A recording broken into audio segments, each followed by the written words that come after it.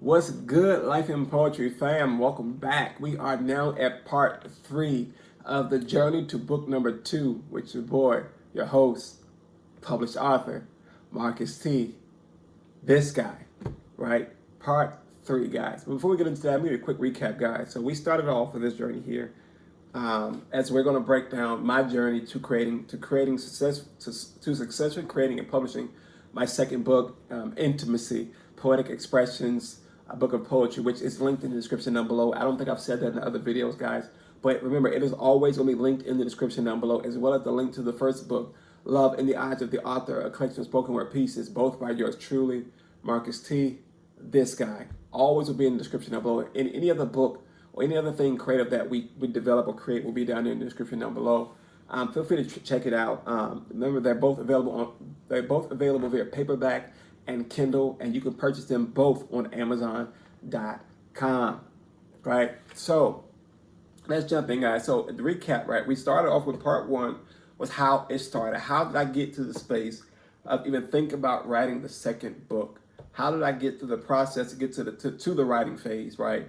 How it started. Part 2 was the psych out phase, guys. It says it best with psych out. I psyched myself out. I think I may have tried to talk myself out of actually writing this book here, but either way, it got done, right? And now we're here at part 3, right, guys? Part 3, as you see in the thumbnail and the title, the thumbnail and title, just as you want in all the parts of this series here. The thumbnail and title will give away what we're going to talk about in this video, right? Short videos, 5-part series, guys. I broke the videos up so that it's not an hour-long video, a 45-minute long video. We're gonna, so you can have time to separate videos and watch them like that.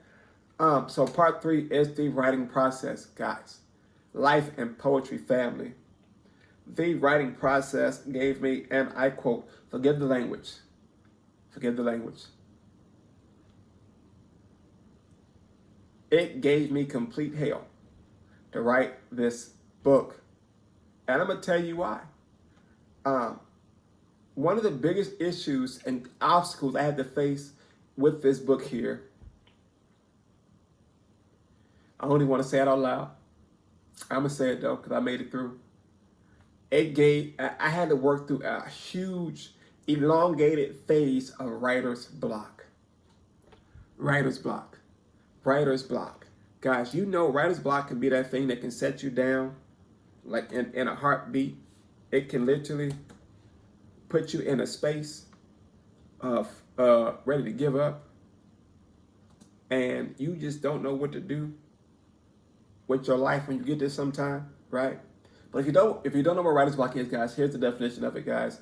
Writer's block is the condition of being unable to think of what to write or how to proceed with writing, right? The condition of being unable to think of what to write or how to proceed with writing. That is writer's block, and that's what I had to tackle through this process here.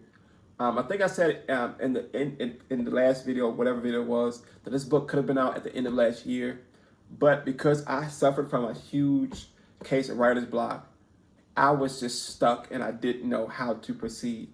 So I had to step back in the writing process. I had to step back. I think in the psych out video, in the psych out video, I mentioned how when I started, I had those 2 lines, and I was starting to psych myself out. I think around that time, there's when writer's block started slowly creeping. And for many people, writer's block is creeping in many different ways. Whether you are overwhelming your mind with stuff, or you just really don't know what to write, or so much stuff in there that it's so jumbled up that it's like you don't have a clear conciseness on how you want to move the stuff around. And I had all that and the above. Writer's block for me really set me back a lot.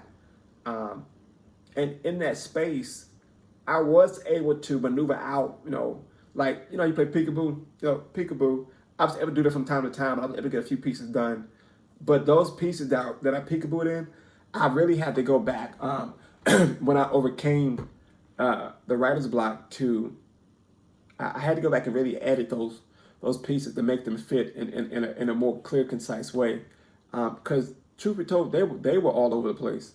They were all over the place. But nonetheless, I overcame the writer's block piece there.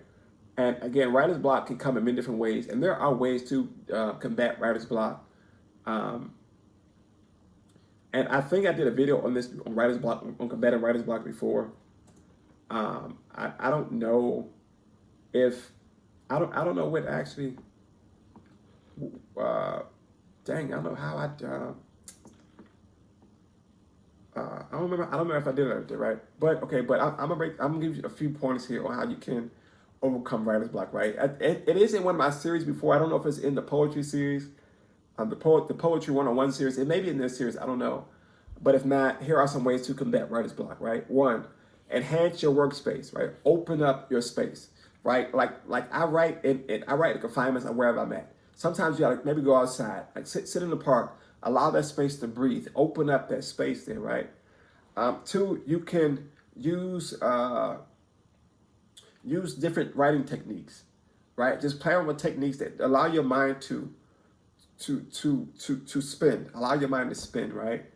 Or you can just plan out a time, like if you write in this certain amount of time here, okay, and then set it aside and come back to it later. Again, you're allowing you're allowing your mind to breathe. You're allowing it to breathe, and you just don't have to worry about it. If you've done something, set it aside. Don't think about it no more. Just literally walk away from it, right? And in conclusion, I want to say this, right? To combat writer's block, which one of the biggest things for me was remembering and reminding myself that it's okay to be flawed. Like I said before, I think in the series, in the part before this year, you do not have to be perfect in what you're doing, especially if you're working on a draft. Your draft is meant to be disordered, distorted, and all over the place. It's like when you're writing a skeleton with a skeleton draft. You're literally taking pieces and you're trying to build this body here, but you don't have it connected. It's not just not connected yet, right? You're in your drafting phase. Allow the process to work out, right? But writer's block for me, it set me back a long time, but it's okay because I learned a long time ago that writer's block happens to the best of us, and it's not the end of us. It happens. It's a part of the process. Some more than others, but it doesn't have to be the end of your writing journey. It doesn't have to be the end of your creating journey at all.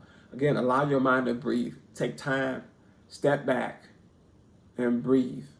It works for the psych out. It works for writer's block. Trust me, right? They go in more in depth, right? So after even before the writer's block, during writer's block, after writer's block, there are a few things I need when I write, right? There are a few essential things I need when I write. I used to write pen and paper or pencil and paper. I was so good. Sometimes I write a pen and dare myself not to scratch something out. Pencil you can just erase it. Pen you can actually scratch out, and I hate scratch outs on paper. So I would dare myself to not scratch something out, right? That was fun, not really, but it allowed me to it allowed my cognitive ability to expand a little bit more because I challenged myself not to put something on paper that didn't make sense, right? Or didn't fit where I was going. I allowed myself to actually think through what I was doing instead of just rush writing something, But I don't use pen and paper no more, right? I either use my phone, my iPad on which I'm recording on now, or my laptop, right? That's one of the key things I need. I need something to technically write down or speak to in the moment so I can get it out like that because thoughts come, right? I also need sometimes quiet, depending on what I'm writing, I need sometimes quiet spaces or I need chaos, right? I need either quiet or chaos, depending on what I'm writing at the time. If I'm ever in a space where there is chaos and what I'm writing as a call for that, like if my mind is telling me, okay, I need to actually focus, I need that quiet space. No, actually it's the reverse. I need the chaos because again, I'm training my mind to block out everything around me, right? But in that quiet space, it's like, okay, I have time to. There's no time crunch here. It's so weird how I write. I don't know why. Just like when I write poetry or poems or even spoken word pieces, 9 times out of 10 I don't like what I'm writing, but to the next person it's amazing. It's amazing. The first book I did, Some of those poems, some of those pieces I put in there, I did not like at all. But the team was like, yo, these is great. These is not coming out the book. They didn't stay there. I was like, cool, they're gonna stay there, and they did great. They did what they needed to do for their book. Um, but it depends, like I said, depending on where I'm at in my writing process, I need either quiet or chaos. Sometimes I need a person there and not saying nothing at all. Nothing at all. And just sitting there, right? Or if I'm sitting across from you, like if I'm at a restaurant, again, if I get a thought in my head, right? And it goes quiet for a second, boom. All right, let me get this out right quick, bang, boom, whatever. But like I said, depending on what I'm writing, either quiet or chaos, right? May not work for you, but it works for me. It's one or the other, either or. Yeah. Some people just need quiet. You know, I need a little chaos sometimes when I'm writing. Another thing I need a good snack. I need a good snack when I am writing. Oh my gosh, I need a great snack when I'm writing. You don't understand how much snacks, what's the thing? They come in handy.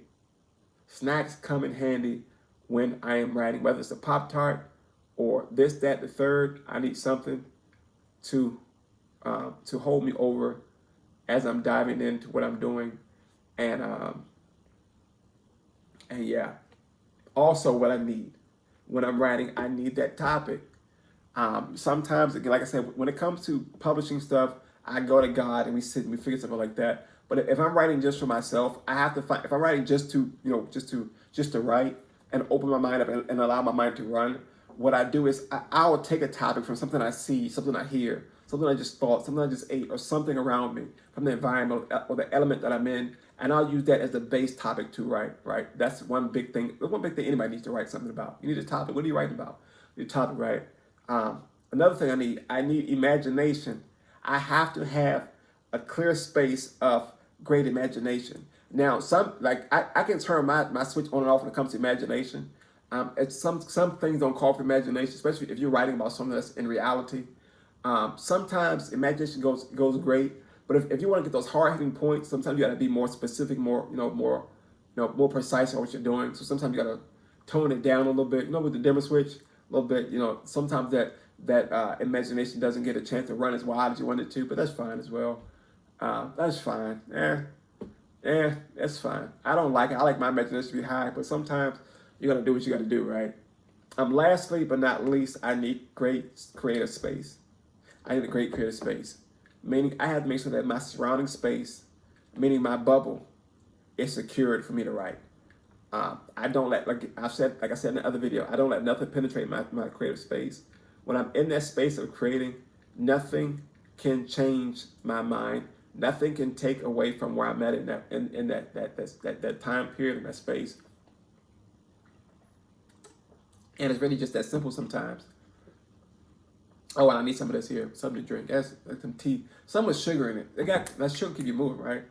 But a lot of people need different things when they write. Some people need music playing. I've tried that before. It works, but but sometimes I get so caught up in the song that I not writing the lyrics for the song down. I'm like, that's not me. That's copyright. That's copyright through and through right there. I don't want that to happen. That's why you proofread as well. That's exactly why you proofread. But so I need a few things there, but it doesn't limit me if I don't have those things. It just sucks, especially my snack. I can do without the noise thing, whatever. I can do without that. But if I ain't got my snack, I need my snack. I got a few the cognitive. The machine got the roll. It got the roll. I got the few right there. But yeah, so that's that right there, right? And how do I determine if my material is good enough? I don't. I give it to people, and I say, okay. I allow feedback to guide where I'm going with anything I'm writing. I don't sit to myself without passing it to somebody and say, read this and see what you think about it. Read this. What do you think about this? Okay, I made this change. What do you think about this here? Should I do this here? I allow that feedback in because that feedback goes a long way. Because remember, you're not writing a book for yourself. You're writing it for the readers. So if the next person says, okay, maybe this could shift here because it makes more sense here, then let's explore that option. I never allowed myself to think that my way is the final way. I do not allow that to happen, because for me that's just no. No. Again, because I'm not writing for myself. I'm writing for the next person that picks up the book and says, oh, this seems like a great book. It looks like a great read. And I want them to enjoy reading what they have. I want them to enjoy the material that I have produced for them to partake in. Remember, I can read it for myself. I wrote it, so but again, I don't write for myself. I write for other people to enjoy it. So they put a spark in their life, spark in their day. Just for that split second they're reading, or that 5, 10 minutes, however long it takes them to read a poem or two. That's what it's for, right? But that's my writing process in a nutshell, guys. It's a lot. My writing process is all over the place. I would have to do a 30-minute video to go through every piece of the writing process that I do here. But again, it's shorter videos, guys. I think we actually went over my time for this video here, but it's fine. Yeah, so that's part 3, guys, the writing process. Again, we started off with how it started. We went to the psych out, and we just concluded the writing process, guys. Again, 5-part journey to book number 2. We have 2 more parts here. Remember, the parts are going to fall right after they're going to fall in succession. I look the same day, same outfit, right? But yeah, guys, this book number 2 is finished, guys. Remember, it's in the description down below. Intimacy, Poetic Expressions, book of poetry. Book number 2, book number 1, Love in the Eyes of the Author, a collection of spoken word pieces. In the description down below, guys. Go check them out. If you haven't already grabbed yourself a copy, please grab yourself a copy, guys. If you have not already subscribed to the channel, please subscribe to the channel, guys, and cut on that notification bell so that you can be notified when part 4 drops. Right? If you already watched parts 1 through 3, you gotta watch parts 4 and 5. Right? We about to tie it all up. 4 and 5, guys. In part 4, we're gonna talk about how we came up with the title to this book, guys. You're gonna enjoy it. Stay tuned. We're just gonna jump right into that, right? You ready? We're just jumping, right? I'll catch y'all over there, right? But if you don't watch it the same day, remember this here. Remember this. Stay safe, be blessed, right? Stay safe, be blessed. So until next time, which is part 4, we out. Peace.